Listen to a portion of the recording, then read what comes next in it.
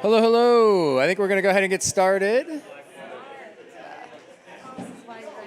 All right. Everybody, we're going to go ahead and start the second panel. So if you can start making your way to your seats. All right. That was quick. Thanks, everybody.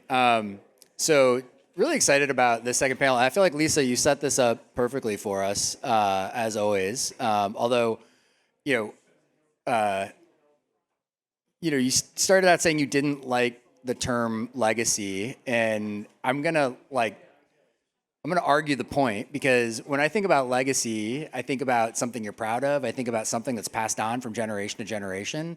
I think you need legacy manufacturers, and you need high growth in sectors, right? Like you need both. You talked about how manufacturing is technology and technology is is manufacturing, and that you need the new to teach the old to teach the new, and so I think from an ecosystem perspective.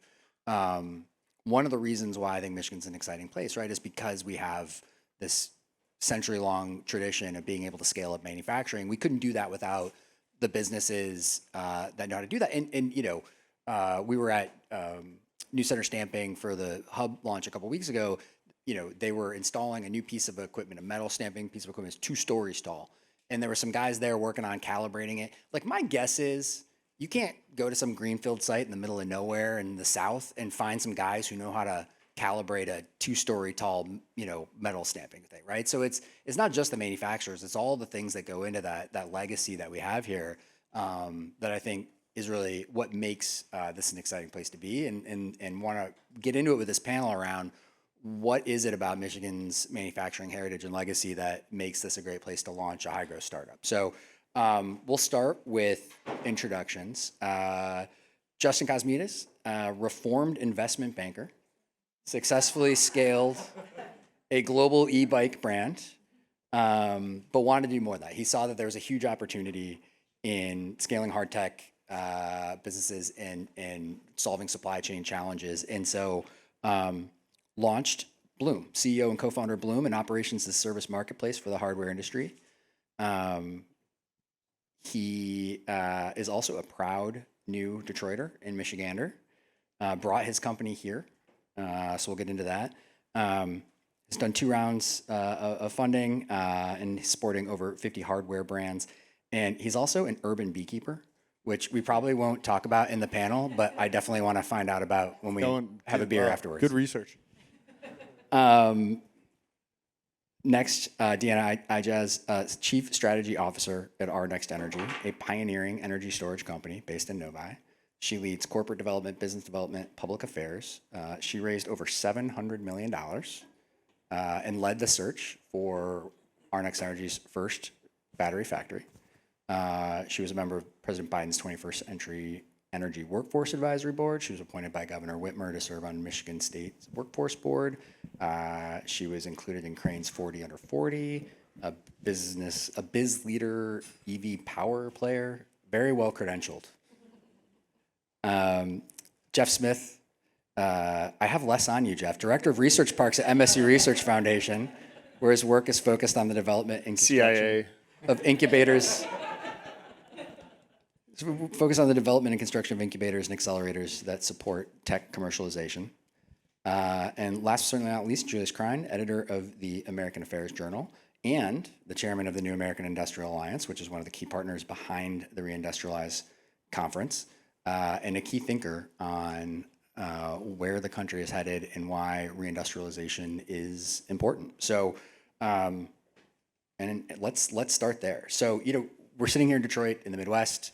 A place that I think used to often be derisively called the Rust Belt. It used to be very much perceived. In fact, there was a very famous startup that started in Michigan, and when they left, they said Michigan's the past and California's the future. It feels like that sentiment is starting to change a little bit. Why do you think Detroit is the right place for this conference and for this conversation? And what are some of the critical technologies of the future that you think our domestic supply chain here in places in the industrial Midwest can help support? Yeah, thank you.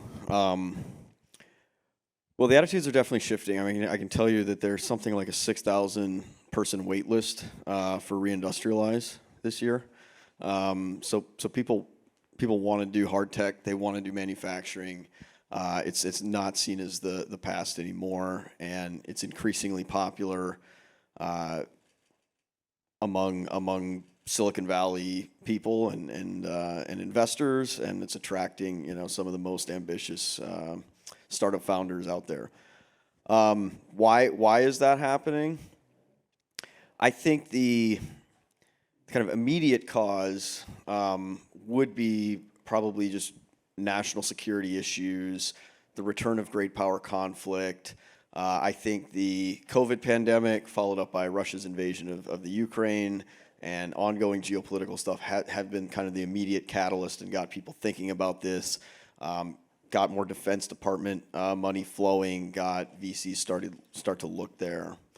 But I think there's a much deeper background to this, and a lot of this I think has been brewing subterraneously for much longer. And I think you increasingly started to see Silicon Valley people say, even if my B2B SaaS startup is successful and financially successful, what am I actually doing? Am I actually accomplishing anything?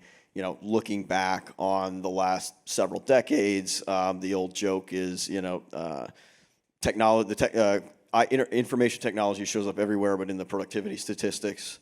And it didn't show up in employment outcomes. By a lot of the hard quality of life measures, suicides maybe being the hardest of them. Things weren't looking good. And what I think you see is, that's a reflection of, for a long time, the economic strategy of most U.S. corporations was to try to sequester intellectual property rents from capital-intensive production. And we're living with the consequences of that, both from a national security perspective as well as from a macroeconomic perspective.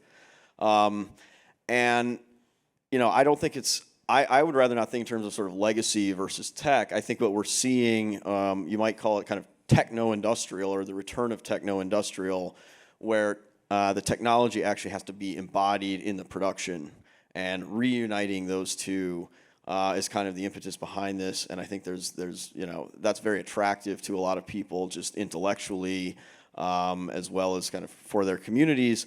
But that's also, rather than go through kind of a laundry list of technology areas that are important, I think you can define it very simply by just looking at these capital-intensive industries that were seen as financially unattractive, and were heavily subsidized by other countries as well, and for that reason kind of left the United States, or were happily sacrificed by the United States as the past. Now that we see the problems with that, you're seeing a revival of the renewal of techno-industrial, and at least the goal of channeling more investment into production facilities themselves. And so it's not just kind of flashy areas like robotics or AI-driven manufacturing. I can't go to a Defense Department event without somebody talking about ball bearings. Or critical minerals processing is a commodity cyclical business by definition. But all those are increasingly important, and as perceptions change, are becoming increasingly interesting, let's just say, for investors as well. Yeah, I hear you. I think there's a 2-year wait list for transformers right now. So it's not just, the technologies of the future that are critically important. Like, there's some things that we've known how to make for decades that we're just not making in enough supply here in the U.S. And so, great way to frame us up. Deanna, there's maybe, when you think about hard tech, clearly here in Michigan, but really nationally, like a lot of investment in batteries. This is a very capital intensive technology. Our Next Energy is one of a small handful of companies really, kind of creating next generation battery technology here in the U.S. Can you talk about what does it take to grow and scale a hard tech startup, and how is it different than maybe some of the other kind of high growth companies we've seen in the past? It's a really good question. I apologize, I'm a little bit losing my voice. But So, the company was founded 5 years ago. We were founded during COVID in Silicon Valley, but we were brought back to Michigan on purpose because we felt that the engineering and manufacturing talent that we needed to grow the company was here. And as we've grown, I think we've experienced firsthand the contrast between scaling a capitally intensive business against scaling a high growth startup that takes 15 to 20 million dollars to lift, and then really take much higher with software, other types of industries. And I think one key challenge that I've perceived is that our venture capital market in the United States in particular, in Silicon Valley, I don't think that they were prepared for what we were getting into. I think COVID's told us we need to localize supply chains, we need to make things here again. I think we didn't really maybe necessarily take stock of how our country has changed since our last industrial revolution and since we had let a lot of manufacturing leave this country. And so in not taking stock of that, we didn't really measure what it was going to take in order to lift these companies.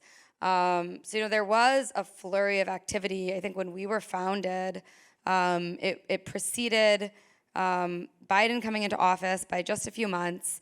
And then we were on the ground floor of Build Back Better, IRA, and these were the Green New Deal. It was the largest investments in industrialization to be brought to bear by the federal government since the New Deal, and since the Industrial Revolution. So we experienced kind of the momentum and interest to scale, but I think the complexity of scaling these types of capitally intensive, very complicated manufacturing businesses from ground zero was still not well understood as you go from Series A to Series B to Series C, and you start to travel from venture capital financing into growth equity and then into private equity. And in particular, there's all these layers of risk that you're stacking as you're scaling, and as you stack those layers of risk, then the magnitude of capital that you need goes up. So what we've seen is there was a time that I call battery fever, where you couldn't go more than 1 week without hearing about $1 billion investment in a state with thousands of jobs. And now I think we're on the other side. The One Big Beautiful Bill Act was just passed. That's allowed some certainty to come back into this industry and manufacturing in the US, which was really important. But since battery fever to exactly where we are now today, there has been a lot of battery companies in particular and other hard tech companies that have just not been able to survive. And I think, you said this well earlier, Julius, around, I think you basically referenced the time horizon of some of these investments. And I think we also didn't understand that we need to be patient. We need to be decisive, and we need to be patient because you do not scale these companies in 3 years. It's not the same as a software company.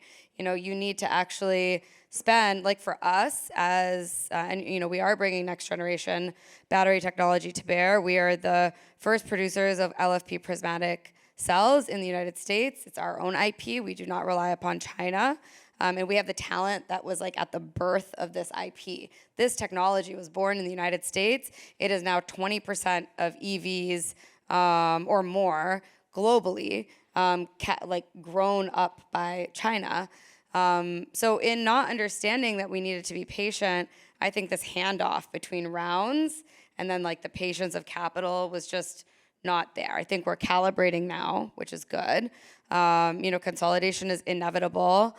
But I'm hopeful that on the other side of this bill, which has actually been very good, I think in some ways, I'm hot take and not the take that most people tend to have, but tariffs plus tax credits plus a commitment to American manufacturing and closing of loopholes is very good for a company like One. And we are actually now, our demand signal has only increased.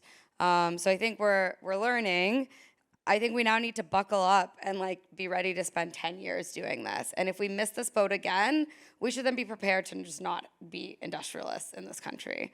I think I said a lot of things, and I hope I answered your question. Yeah, no.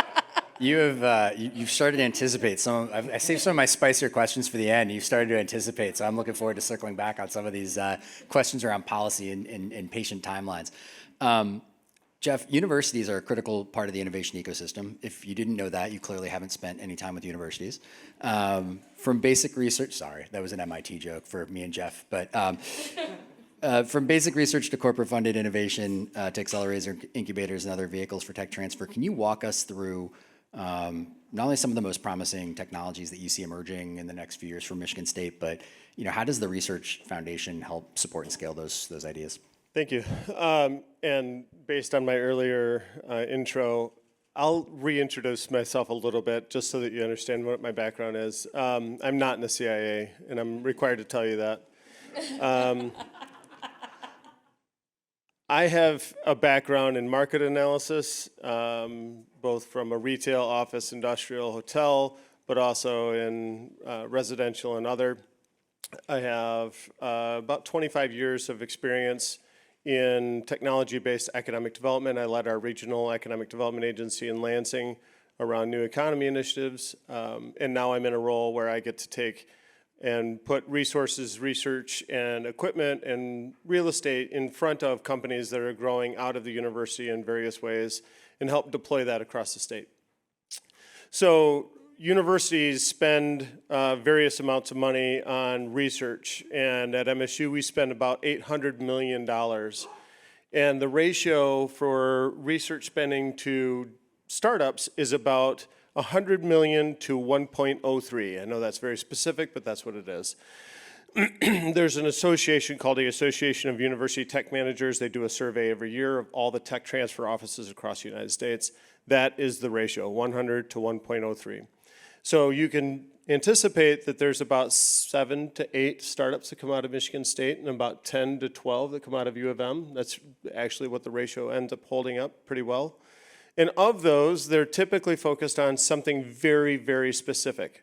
So LiDAR testing of drone over fields to help identify what yields and crops to grow and how much fertilizer to put where and water to put where. That's very specific.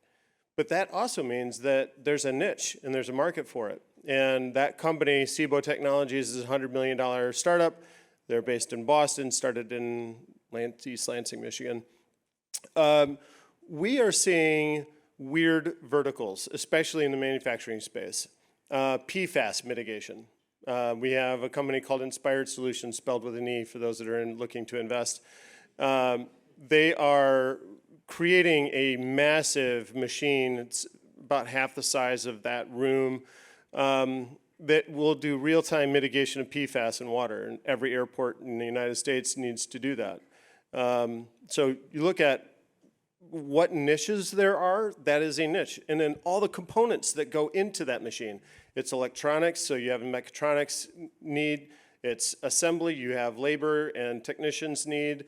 It's the environmental engineering component, so you need UV lighting, all the different things that go into the machine, you need those people to be able to put it together. And then as those machines start to replicate in mass, you need more and more and more of those people. There's a company called Great Lakes Crystal Technology that's taking 30 or 40 years worth of, we got a Great Lakes Crystal fan in the room. All right, that's right on. Are you an investor? Oh, that's awesome. That's awesome. Oh, that's great. I'm not paid to say that, so. So Great Lakes Crystal Technologies, let's see if I can do you as an investor justice. They are taking synthetic diamond. MSU created the machines that make diamonds, and it's called CVD. I won't get into the very, very technical details, but ultimately, they make diamonds in an industrial form. So yes, they can make them for the one on your finger, but they're actually making ones that are so pure that they're used in applications like sensor technology that you would apply to a needle that would go into the side of someone's head to detect whether or not that person has Parkinson's. So the diamond has to be extremely pure for something like that to happen. Or for the future of semiconductors. You start to look at, okay, boron doped and then all these other things, gallium, all these next steps for where semiconductors are heading. The last step, there isn't one after it, is diamond. We are making that in Michigan, and it's a very resilient technology. But the technology isn't something you can AI yourself out of. You're not going to do it in a micro scale. You're not going to make it on your phone. It requires a room this big. It requires the right heating and ventilation and wet lab space and all the other things that come along with manufacturing.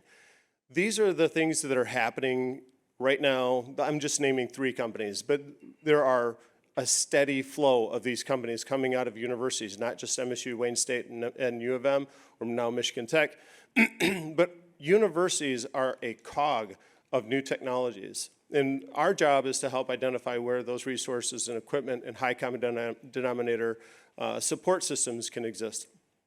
So you all heard it here first. East Lansing, Michigan is going to be the next Silicon Valley when space diamonds, Not silicon, diamond. space diamonds replace silicon. Diamond Valley. No, niche within a niche, finding the areas where there's productivity and growth opportunities, and also, some place that can incubate things that might take 20 or 30 or 40 years. But like when they hit, holy cow, they change the world, right? So really important. Justin, the last conversation was really interesting because a lot of focus on, the innovation that is happening in the manufacturing process, and how if you're a manufacturer today, you're not just thinking about what's the cool next product I can make. You're thinking about how can I use manufacturing process better, increase productivity. What I love about Bloom is, you're not just innovating in hardware. I mean, there's definitely some of that, right? You got some really cool, for those of you who are going to end up over at the new lab building at some point this week, all the cool electric motorcycles and stuff, like lots of cool stuff over there that Justin's been working on. But, you're also really innovating in the manufacturing process itself and then the business around manufacturing. Like it's super interesting. So can you talk to folks about Bloom and why you brought it to Detroit? Yeah. Thanks for having me. Yeah, I mean, it was funny. You rewind the tape now almost 2 years ago when Chris, my partner, and I were sitting there and we were deciding where we were going to set up Bloom, and a little bit more on that. It's a B2B marketplace. If you're building a drone, if you're building a battery pack, if you're building an electric motorcycle, you log on, use Bloom to find your contract manufacturing facility and your other operations necessary to run and scale your business. A lot of private equity groups use our platform to run, scale their business more efficiently. Venture-backed businesses, even some of the largest automotive companies just signed on to use us, but NDA. And so a really new way, think of Alibaba, think of what Alibaba did to the Chinese market in terms of connecting a buyer and a seller, really engaging and truly turning on the manufacturing base throughout China. If you trace it back, Alibaba was right there because it was creating a market and was really helping matchmake contract manufacturer with someone who needs to build something and scale something. And so 2 years ago when Chris and I were sitting there, it was going to be South Carolina, given their manufacturing, Southern California, or it was going to be Detroit. And for a number of reasons, we chose Detroit. I threw the dog in the back of the truck, drove out here. Chris needed a little bit longer. He had a wife and a kid. Apparently, that takes a little bit longer to convince. But the reason why we chose Detroit was the legacy of manufacturing and a hunch that we were going to tap into legacy manufacturing, mostly automotive, and others, even pre-automotive, right? We've got, even before automotive, in the real true unlocking and really, connecting automotive and other manufacturers who are used to, low mix, high volume, and starting to introduce and really play better matchmaker on our platform to really start tapping into more high mix, low volume. And so that was the bet. The bet was that we could, within this area, granted our manufacturing base, our database, our matchmaking service goes throughout the country, soon to be Mexico and Canada, and that it was going to be here, or at least within 100 miles of here in Detroit. And it's thus far proven out well. And I just on the comment of, it's funny, I was out last night with a couple dozen kids. I'll call them kids because they were well over 10 years younger than me, extremely active on X. They are the like leading true forward thinking on manufacturing, on batteries, on drone motors, on you name it. And they're all sitting around, and all of them were clamoring to hear about moving to Detroit, setting up here, and why and how they could move here. And that, I mean, it's like literally Detroit got the easiest pass, and it's like dribbling right to the hoop. It's like right here. An incredible opportunity, truly because of Reindustrialize, because of all this. I mean, last year we helped Austin and everyone the first year.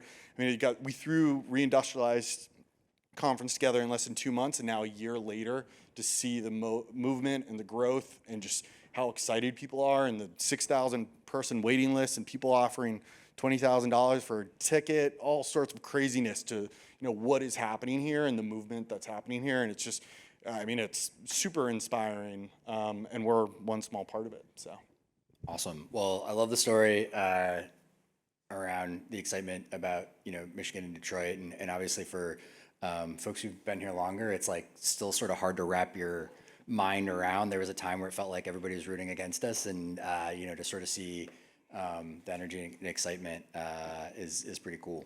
So it wouldn't be a panel about innovation if we didn't talk about capital. We've already started to get into this a little bit, but it is, accessing capital looks a lot different for hard tech startups. We've talked in the past with many of you about this valley of death. How do you, venture capital is not going to fund a factory. It's hard to get, a bank to give you a loan if you don't have offtake. It's hard to get offtake if you don't have commercial scale manufacturing capacity up and running. You sort of, where do you go from there? Starting with our founders, sort of what kinds of capital have you been able to access, and where do you see the biggest gaps right now for hard tech in accessing capital? I'll take that to start. So I talked about this a little bit earlier. We have been backed by some of the largest and greatest capital providers, I think, in the world.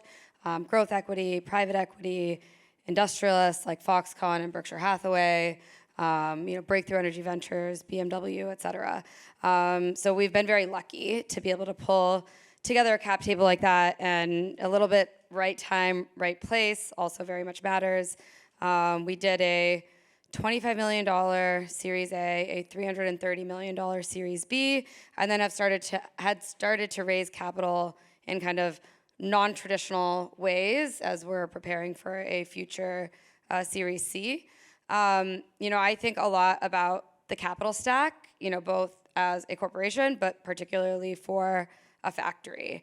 And I think this is something that we're getting to understand a little bit more clearly on the execution side, as we've started to bring up new tech that is actually ready for scale, that then needs to go into that couple $100 million to a couple $1 billion factory capital deployment level. So we've been very lucky, for example, to have the state as a partner. I think non-dilutive funding in a factory is mission critical. If you're not putting in non-dilutive capital in a state, federally is great, but we've seen that actually didn't really work from an execution perspective so well, because we flipped administrations. But you need non-dilutive capital because inherently manufacturing in the United States is more expensive than manufacturing in China. It's also more expensive than manufacturing in other parts of the world. We are wanting to, with so much, gumption and excitement and momentum, and this state is ripe for it. The city is ripe for it to step back into our shoes of industrialization. But we need to remember that the world has changed. And when you talked about how I think Lisa, you talked about how manufacturing and technology one in the same. We forgot that, or we now need to remember that a lot of technology development actually happens in manufacturing, and so we need to have patient capital. So where do we find capital? And I think right now that it's shifted. Private equity, I think, is starting to open up again. I think we'll see interest rates to start to go down over the next half a year. I expect the market to be a lot more open in the early part of 2026, but risk appetite is definitely not where it was. So risk appetite in SPAC world, during COVID, as we started to see all these manufacturing companies be announced, was very high. There wasn't, I think, an understanding of how those layers of risks really come together.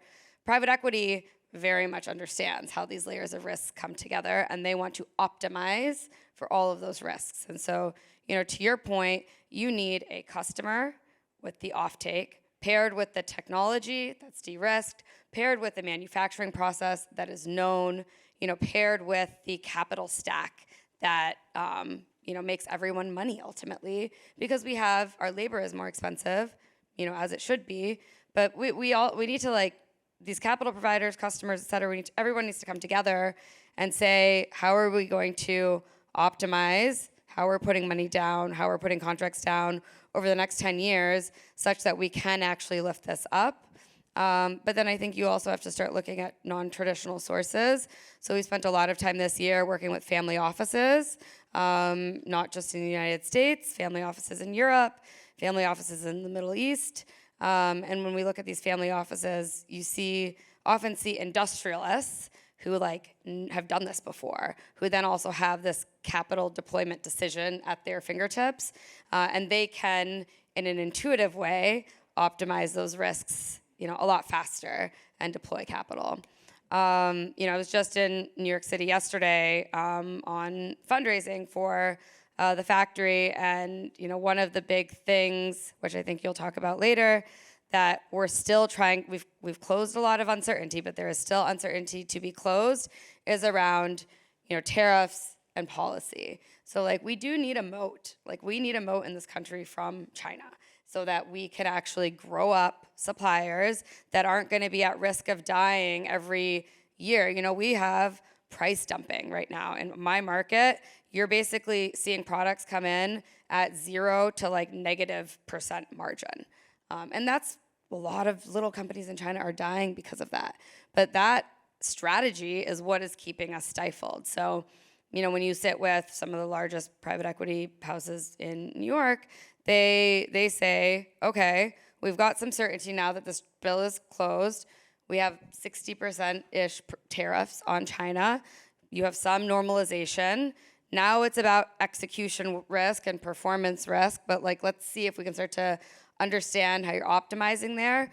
We're opening back up. So I'm hopeful that we can have stability in what's coming out of DC. And I, for one, think a little bit higher tariffs, not a bad thing, so that we can really protect companies for hopefully the next 4, 5, 10 years that they can actually lift. Justin, anything on the capital side you want to add? We're more of a B2B marketplace and more of a software piece, but obviously capital for the companies that are building on our platform is extremely vital. I think that's where most of my kind of focus interest is, in terms of watching the shift and the paradigm shift that's happened over the past couple of years. How many food delivery apps do we need? Thankfully, investors aren't investing in those types of companies and are more interested in ball bearing companies and drone motor companies, and metal block cutting companies, automating those types of things, which is really inspiring. But it can't just all be on venture. It definitely needs other sources. I'm a big proponent of more support from a debt perspective for helping companies build. You don't always need to continuously raise, you just need access to better debt. Maybe that's the banker still left in me. But I definitely think more resources available for that will facilitate more people building. Usually it's just closing that gap in the valley for a lot of these hardware companies. But there is definitely a paradigm shift that's definitely moved more towards this. And it's exciting to see. I've heard over the past couple of months investors who used to be SaaS investors or used to be a number of companies saying, I'm never putting a check into that. I'm only going towards either hard tech or some of these other things. There's some pros and cons to that, but definitely a shift that's happening. And I think, back to a little bit of the ecosystem, to bring in, New Lab and others, you're bringing a lot more capitals coming here, a lot more capitals coming to support companies that are based here. A lot of capital that is typically on the coast or pushing a lot of their companies to set up here and have a foothold here. So, a lot of that crossover is becoming more available. But yeah, it's quite frankly not only relying on venture and having more sources of capital from more parts of the cap table. Awesome. Julius, you talked at the top a little bit about, VC getting more interested in hard tech. I know you've also done a lot of thinking about, Dan, you talked about we need more non-traditional sources, and you've done a lot of thinking about things like, what an American sovereign wealth fund would look like, or it seems like maybe there's a push towards more direct investment at the federal level in innovation. I mean, obviously it's, ever since Solyndra, it's been tough to get past the risk piece of that, but, curious sort of what you're seeing in the markets now that's different, but also what you see kind of coming down the road in terms of maybe different approaches to capital from a policy perspective. Yeah, I mean, it's interesting. I mean, we call it sovereign wealth fund right now. Last year, I would have called it a development bank. The names change. The function could be the same. But, we have two development banks to fund investments abroad, Exim Bank and DFC. In the early days of Silicon Valley, the Defense Department made up something like 70% of the capital, the investment capital. The Pentagon just did a direct investment in MP Minerals the other day. So I think attitudes are definitely changing, and it really is about the scale-up piece of that. It just doesn't make sense for VC to fund the construction of a factory, at least not at scale. It doesn't make sense for anybody to fund that entirely with equity. And, institutional equity hurdle rates in the US, let's call it 25%. When you go down to the small business level, I mean, I was at one conference kind of asking around, like, what kind of returns are you looking for on investment? And they're like, I want a 2-year payback period. And it's like, that's insane. And when, and in China, it's like 0%. If you look at robotics adoption, China's way above what their wage levels would suggest. The U.S. is below what our wage levels would suggest, and all of that is about return on that investment. So that's where we need a sovereign wealth fund, a development bank, some kind of vehicle to actually open the playing field for the private sector to participate in these strategic sectors. You have too many of these strategic sector businesses where the return profile is, I don't know, mid-high single digits. Their growth, they're growing, they're good investments. It's not destroying capital at all. It's not throwing money down a hole. It's not a grant program. But it's a little bit below where the private sector hurdle rates are. And you've got to do something to de-risk or otherwise bridge that gap. And I think we're also at a very interesting time of what's going on in private sector finance, the kind of hybrid of private equity, private credit, and insurance. Sort of, Apollo is basically like a commercial bank now. There's a lot of opportunity for the federal government to come in, guarantee some loans for strategic sectors. You can still have the private investor and private entrepreneur making the decisions at the firm level, but there needs to be something to allow for that private sector to participate and compete in these areas where right now, because of Chinese subsidization, because of various other reasons, they've just been off the table for 30, 40 years. So that's where I think, there's lots of tools. There's the tax bill, there's taxes, there's trade policy, there's permitting reform, procurement reform, many other things. But in terms of a single policy tool, a development bank, sovereign wealth fund to bridge those hurdle rate gaps, I think would be the kind of biggest bang for the buck, so to speak. Well, I want to save time for audience questions. So I'm going to maybe speed us ahead since we're kind of already there on the sort of policy portion of this conversation. I think this is a super interesting moment because, on the one hand, you have two back-to-back administrations that both made industrial policy, reindustrialization, manufacturing policy, like a very front and center part of their agenda. And yet partisanship on almost every issue is like sky high, and the approaches here have been wildly different. I know, some of the IRA provisions were retained, but a lot were scrapped, and so we're seeing like a fairly big shift in policy. But before we talk about that, I want to first like look backwards a little bit. Uh, Trillions and trillions of dollars. Not all of it got out. Not all of it got to the right places. Um, what went wrong? Like, was this just bad policy design? Was this bad implementation? What could have been differently that would have made the last 4 years more successful? Was it? I guess I'll frame it that way. Was it bad policy, or was it bad implementation, or was it both? This is like my soapbox. So I think a couple things. The Obama administration had suffered some stains in terms of private bets, so to speak, that were made in terms of loans, Solyndra, A123 systems, for example, that I think paralyzed a little bit execution or like decision-making timing within the Biden administration. There was a lot of smart people doing a lot of really important work, and it wasn't easy. Like any of what we tried to do with BBB turned into the Inflation Reduction Act was very, very challenging and complicated.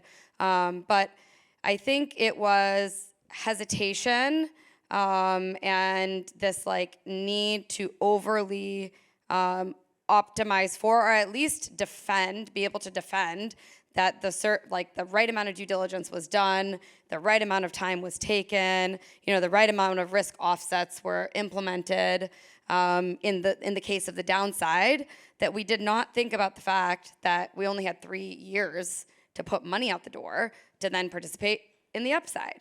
And with the first round of grants, for example, right around this time that we were awarded the state grant, we had applied for the Department of Energy had grant dollars that were out there for battery manufacturing and supply chain, applied for like $300 million.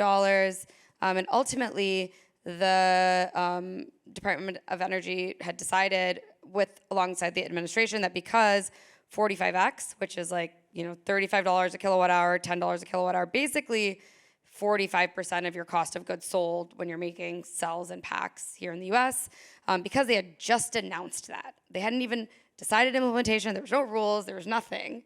They just announced that we didn't need to also give cell manufacturing grants. So like, let's just, work on upstream because upstream is gonna take longer and we've got this. This tool is doing that thing, so that tool will do this thing. They were different tools. We weren't really thinking about the fact that to get a production tax credit, you actually have to be producing. And then like the grant money is like what builds the construction. But then we invested in things that take 9 to 10 years instead of the thing that's gonna take like 2 to 3 years to lift and then pull on the supply chain.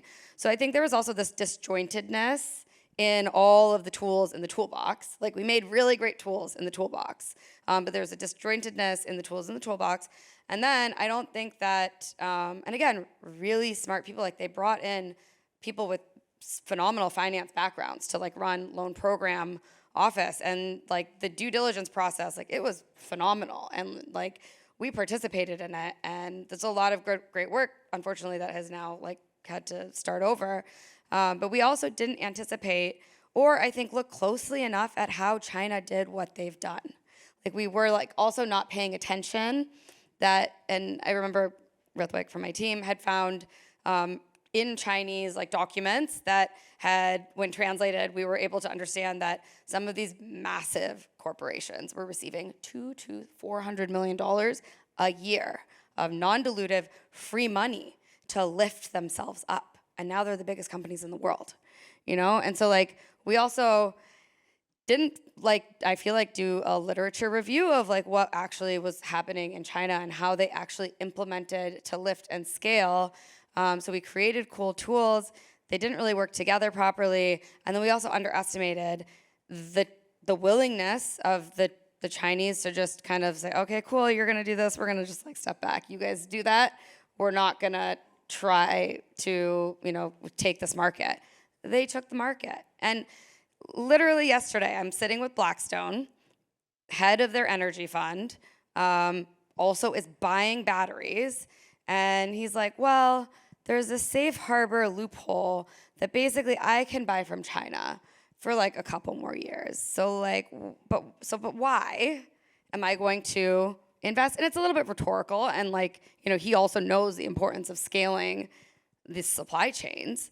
But we had to normalize that risk, and $45 was actually not enough ultimately. And then all of the supply chain constraints like made it harder. And these business cases, you're talking about 9%, 8%, IRRs, like that's what it looks like at a gigafactory.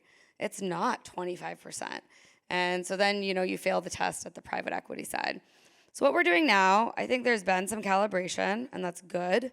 But to your point, the partisanship, like that's either got to stop, or we all have to be really good at code switching and knowing how to like talk about things with one administration versus the other, such that we can like still manifest the same objective. All right. We're gonna get into that more in a second, but Julius, policy design, policy implementation, like what do you think? Why didn't we not get as much of the money out the last few years, and why didn't have as much of the impact as maybe folks had expected? I mean, I think on the sort of tactical side, we have to confront the fact that we as a country have not really attempted to do this in, 50 plus years. And there's a lot of muscle memory that has been lost, and we have to relearn how to do a lot of this stuff.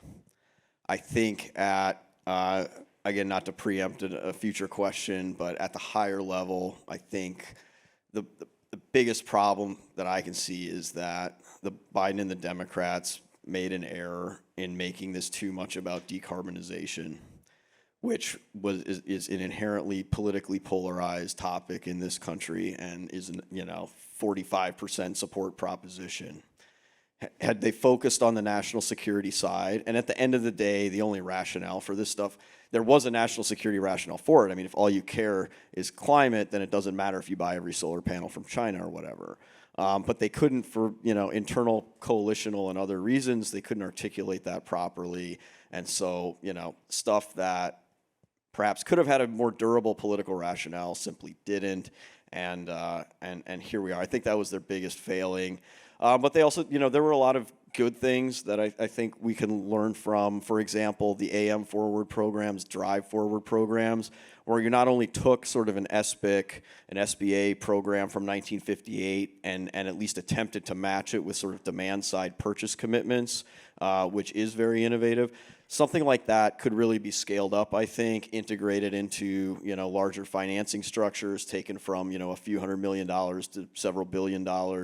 I think there were a lot of positive things that happened there, and we as a country just, we have to relearn a lot of this stuff.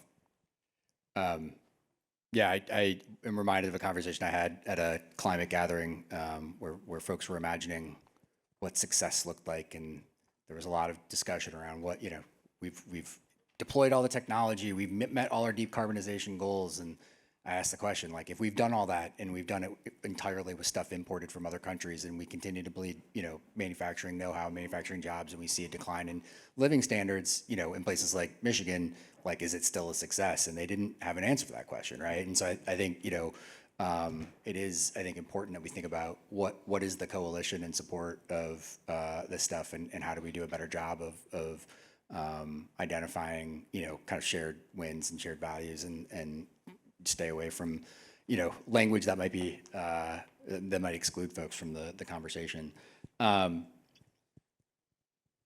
So clearly, some mistakes were made.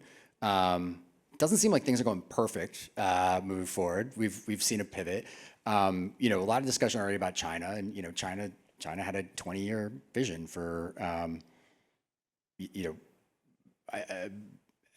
identified strategic priorities, strategic technologies, and put in place a multi-decade plan to be competitive in those technologies and dominate in those technologies. And we're sort of seeing the impact of that. How do we, as a country, remain economically competitive if we take these wild swings in policy back and forth every 4 years or every 8 years? And like, how do we move forward as a global counterpart. When on the one hand we're doing a lot of great things to reindustrialize, but on the other hand we're alienating some of our closest allies, like Canada, which is a source of a lot of critical minerals. Like, how do we square that? And how do we actually, if our goal is to be competitive with China, it's to be resilient and reliant. Can we do that alone? Do we need these partnerships? And how do we get the long-term vision in place on a nonpartisan or bipartisan basis? So, open that up to anybody. I'll weigh in a little bit. There's some threads that do not change every 4 years. Hopefully everybody's familiar with SBIR, SDTR programs. If you're not, look it up. It's America's Pre-Seed Fund.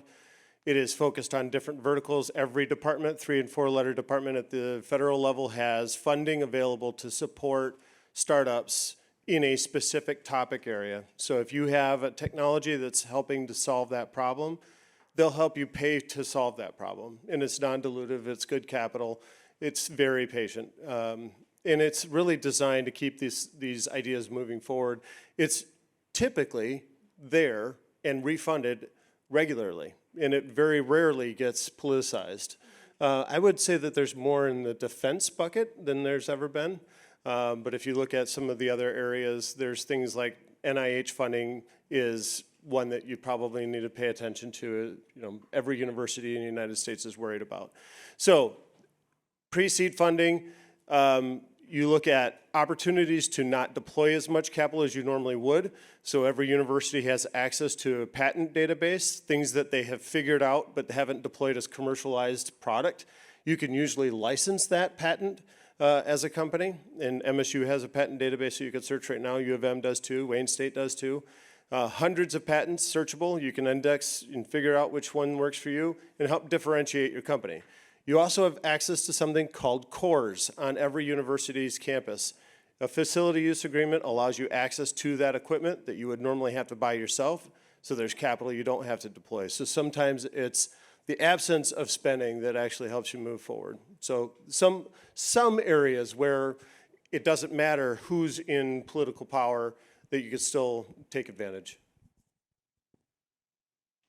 I think you also need to use business and diplomacy, and I think that this is something that we maybe did not do so much within the Biden administration, is applying pressure appropriately on our closest allies to do business with American companies, because that, business is a nonpartisan tool, and we have some of the largest companies in the world here in the United States, and we have some of the best technology in the world here in the United States. So, when I was at the Saudi U.S. Investment Summit, where President Trump went to, he did a tour in the Middle East. He was received by the Crown Prince in Saudi, and there was a concerted effort to, on a diplomatic level, on the world stage, articulate that there is a business alignment of bidirectional investments between these two countries. And I think we need to just do a lot more than that. And I think American companies need to put also forth a concerted effort to go around the world and find business opportunities where we're not just developing manufacturing capabilities for ourselves here, but we reposition ourselves to be exporters. Like, for example, these tax credits on cells and batteries, at a certain point, price dumping should stop. They cannot do it forever. We can be normalized and equalized. And so why aren't we thinking about going to go get all these other markets in the world?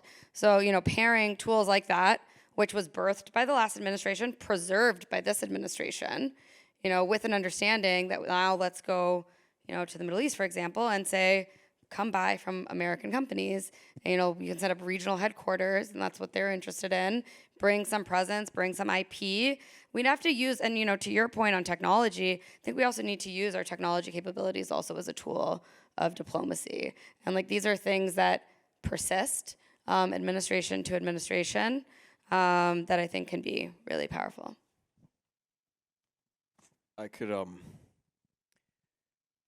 I want to push back against this notion that industrial policy is all about having some kind of perfectly executed technocratic long-term plan. Because you could point to a few examples of that in China. I mean, they were talking about rare earths and critical minerals, back in the 80s, maybe even earlier. But at the tactical level, they've actually changed a lot. A lot of it is about trial and error. So you need to have the big picture goal.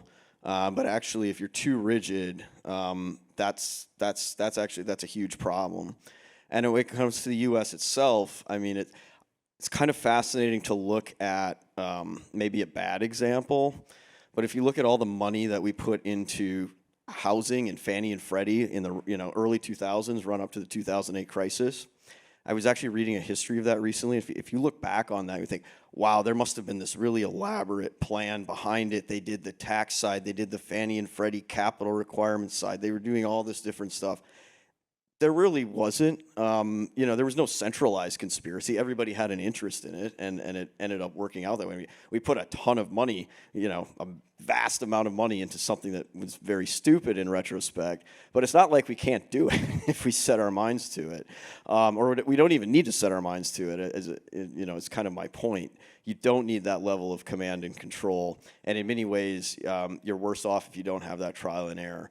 I think our political leadership does need to kind of recognize this fact, though, of the world they live in.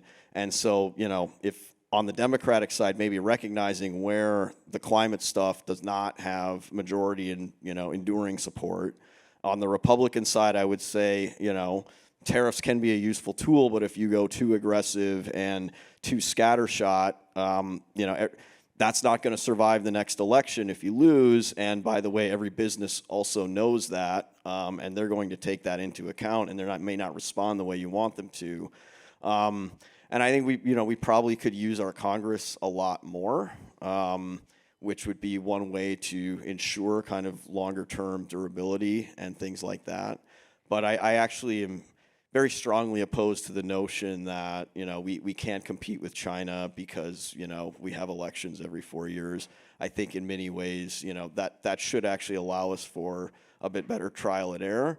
And you could argue that our biggest problem has actually been too much continuity. It took us way too long to get over the delusions of the end of history in 1990s, even when it was obvious that wasn't working out. Justin, anything to share? No, I mean, I sit here and I think the vast majority of our customers early on are foreign companies needing to have access to some level of assembly and manufacturing in the U.S. Obviously, there's a lot of, being in both sides, starting the company pre-administration and then obviously being where we are now and being very much tailwinds of tariffs and tariff policy and people looking to, in some ways, build redundancy and resiliency in their supply chain, but really find more final assembly in the U.S. and in North America options. Obviously, there's a lot of, I'm not versed enough to truly, quite frankly, for longer term, policy decisions, but I'm very much day in, day out living with how it impacts the decision of some of the drone guys, some of the motor guys, some of the bike guys to make decisions and where they're going to manufacture next quarter's products.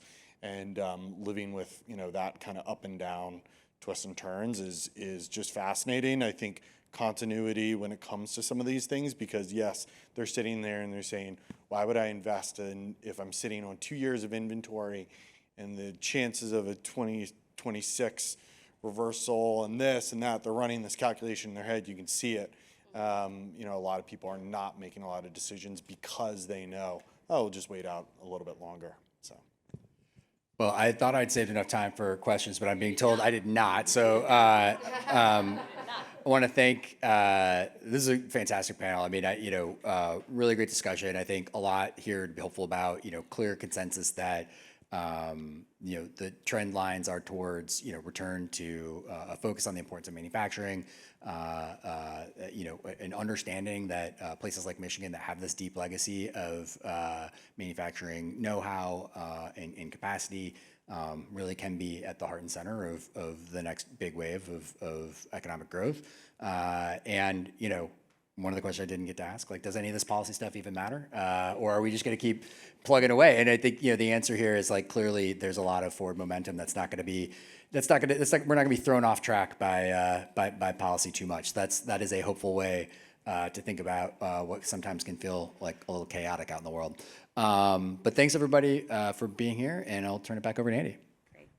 Thanks so much, and thank you, Jonathan, for your excellent moderation of this panel and gave us a lot of food for thought, and thank you very much to all the panelists for your expertise today, and thank you all for being a fabulous audience and for your interest in what we're talking about as we move through this. And if you think industrial transformation is fun, and I know you do, you should try it with a drink in your hand. It's even more of a wonderful experience. So want to thank the Next Street team, Jess Oy and Katie Beach, for putting together a fantastic day for us and doing some really hard work to bring this event to fruition. And thank you all for your time and participation.